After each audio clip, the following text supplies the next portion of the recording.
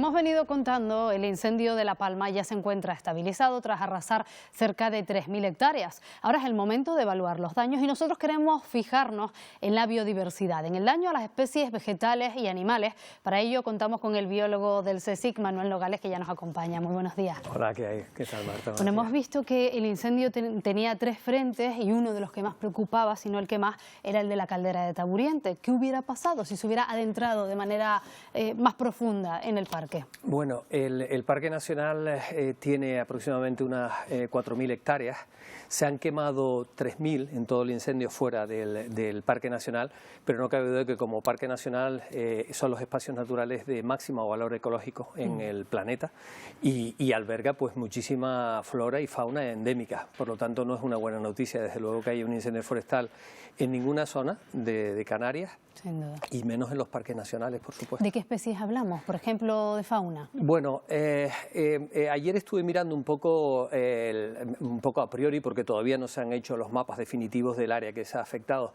Estamos hablando de esas 3.000 hectáreas, de algunas plantas como puede ser Helianthemum enriquezi, que es la jarilla de Enríquez, que es un endemismo de La Palma. Fue descubierto hace no muchos años, o sea que es un endemismo reciente, y ese estaba en la parte alta de Punta Gorda, del término municipal de Punta Gorda, y también alguna población en el de Tijarafe. Entonces, esas poblaciones a mí particularmente me preocupan. Imagino que los servicios de biodiversidad del Gobierno de Canarias evaluarán pronto cuál es la situación. Pero es que Canarias está, fíjense que tenemos unas 600 plantas que son endémicas de Canarias, únicas en el mundo, por tanto. Y entonces, cualquier incendio que haya es un auténtico problema, porque es que somos un punto caliente de biodiversidad en el planeta. Entonces, no es nada bueno que haya incendios forestales, desde luego. En esa zona de la caldera concretamente, en torno a los años 60 se prohibió el pastoreo, con lo cual pues muchas de las especies que allí habitan, en este caso animales, permanecen prácticamente intactas en los últimos años, las últimas décadas. ¿De qué manera reaccionan ante un incendio? Bueno, me gustaría comentar que el Parque Nacional de la Caldera de Taburiente ha hecho un tremendo esfuerzo por restaurar flora que estaba tremendamente amenazada, y seguramente algunas de esos cuadrados que tenían de exclusión se han quemado.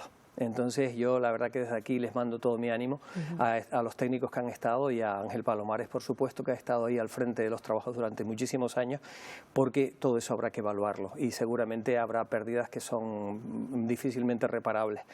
Con respecto a la fauna, quizás lo que debemos tener en cuenta es que siempre pensamos en la fauna de vertebrados, aquella que tiene huesos, que es mayor, y lo cual es lógico, ¿no? Pero hay una gran parte de esa fauna que son los invertebrados, que prácticamente no se conocen cuál es su efecto sobre el fuego. Y yo creo que en el futuro el Gobierno de Canarias o el Cabildo de La Palma, o los cabildos en general que tienen masas forestales, deberían de financiar algunos proyectos para tener alguna idea. Todos estos insectos son los que mantienen básicamente el funcionamiento de los ecosistemas. De ellos se alimentan los vertebrados, llevan a cabo importantes funciones ecosistémicas, como es la polinización de las flores, la dispersión de las semillas, y nadie habla de estos invertebrados, ¿de acuerdo? Entonces yo creo que es importante que los tengamos en cuenta. Hay un ave, que es el pinzón vulgar, que probablemente se ha visto afectado. Si ocurre como ocurrió con la reciente erupción del Tajo Gaite, se habrán movido rápidamente, pero esto no quiere decir que no pierdan hábitat. Por supuesto, 3.000 hectáreas es como un parque nacional de Garajonay en extensión, para tener una idea, o sea que es una superficie realmente importante, y bajo mi idea personal yo creo que esto se podía haber evitado. Siendo julio y siendo agosto, no puede haber este tipo de descontroles en las zonas de uso público, sin lugar a duda, y menos de noche, ¿no?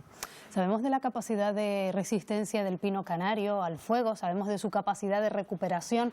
En este caso también había una zona importante de pinar.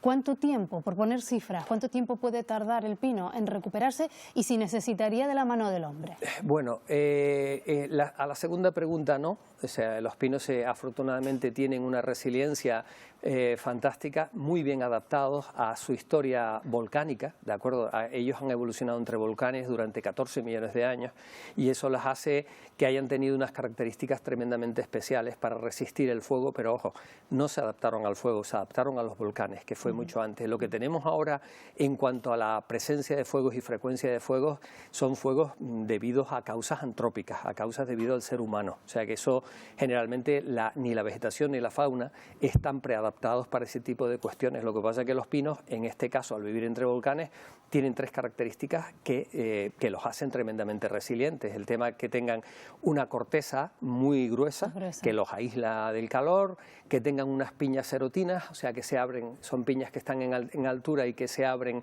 solamente en presencia de calor extremo. Eso hace que tengan un banco de semillas aéreo fenomenal. Que a veces también ellas son las causantes de que se expanda más ese fuego. Cuando son los incendios, lógicamente las piñas son tremendas para eso. Y luego también el que tengan unos parénquimas axiales a lo largo de todo el tronco y de las ramas principales, que les hace tener una capacidad de rebrote realmente importante. Quizás yo lo que diría es, y volvería a incidir, es que no conocemos qué pasa con los insectos y toda la fauna de invertebrados. Ahí es donde yo creo que deberíamos hacer énfasis para estudiar un poco qué es lo que está pasando con todo eso, que no lo sabemos. Me imagino que ahora toca esa parte, ¿no?, de estudiar bien los daños que se han hecho, como también sucedió, usted estuvo muy pegado al terreno también durante la erupción volcánica y después.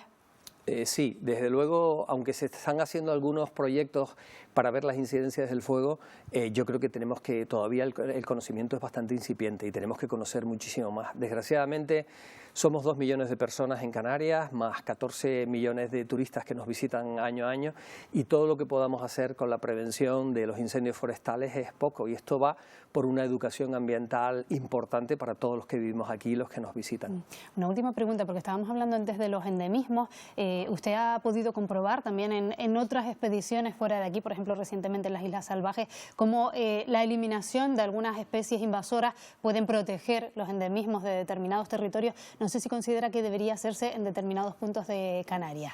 Sí, desde luego la pregunta, Marta, es tremendamente pertinente. Las especies exóticas invasoras no traen absolutamente nada positivo a lo que es la conservación de la biodiversidad en islas y sobre todo oceánicas, como es nuestro caso.